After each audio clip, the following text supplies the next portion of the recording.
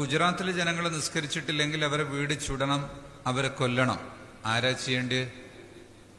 അത് അല്ലാഹു തആല അതിനെ പറ്റിയ ആളുകൾ അവിടെ മുഖ്യമന്ത്രിയായും പ്രധാനമന്ത്രിയായും ഒക്കെ നിയമിക്കും.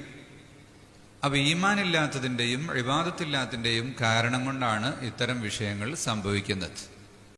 അസ്സലാമു അലൈക്കും. എൻ്റെ പേര് മുഹമ്മദ് അബ്ബാദ്, 100+ പഠിക്കുന്നു. ഞാൻ ചോദിക്കുന്നത്, മൈക്ക് ഇങ്ങനെ പിടിക്കും, മൈക്കിന്റെ പകുതി നടുക്ക് പിടിക്കേ. പറയൂ. മുസ്ലിങ്ങളെ അതിക്രൂരമായി അടിച്ചമർത്തുകയും അതുപോലെ തന്നെ അവരെ വധിക്കുകയും ചെയ്തു. മാത്രമല്ല, അവരെ രാജ്യത്തിൽ നിന്ന് പുറത്താക്കുകയും ചെയ്തു.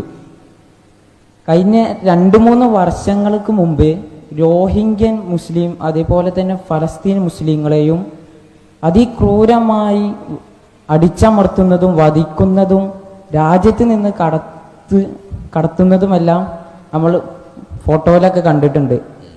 എന്നാൽ ഇതിൻ്റെ പിന്നിലൊക്കെ അവരുടെ ഭരണകൂടങ്ങളാണ് ഇതിൻ്റെ പിന്നിലൊക്കെ പ്രവർത്തിക്കുന്നത്.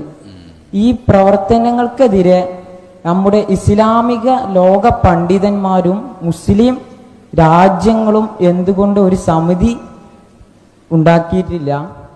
അവർ എന്തുകൊണ്ട് ഈ സമിതി ഉണ്ടാക്കാൻ മുന്നിലോട്ട് വന്നിട്ടില്ല?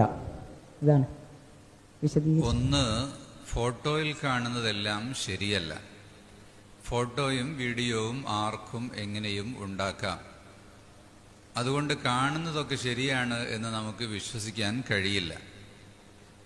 രണ്ടാമത്തേത്, അങ്ങനെ അടി കിട്ടുകയും തൊഴി കിട്ടുകയും വീട് കത്തിക്കുകയും മറ്റൊക്കെ ചെയ്യുന്നുണ്ടെങ്കിൽ ആ നാട്ടിലെ മുസ്ലിങ്ങൾ നിസ്കരിക്കുന്നവരായിരിക്കില്ല. റസൂലുള്ളാഹി സ്വല്ലല്ലാഹു അലൈഹി വസല്ലം തങ്ങൾ ഒരിക്കൽ പറഞ്ഞു, ഞാൻ വേറെ ആരെങ്കിലും നിസ്കരിക്കാൻ ഏൽപ്പിച്ചിട്ട് ഇതിലൊക്കെ ചുറ്റി നടന്ന് നിസ്കരിക്കാൻ വരാത്ത ആളുകളുടെ വീടൊക്കെ ചെന്ന് കരിച്ചാലോ എന്ന് ആലോചിച്ചു എന്ന്. നിസ്കരിക്കാതിരിക്കുക എന്ന് പറഞ്ഞാൽ അത്രയും വലിയ കുറ്റമാണ്.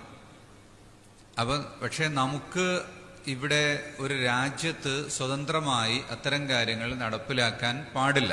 ഭരണാധികാരികളാണ് അത് നടപ്പിലാക്കേണ്ടത്.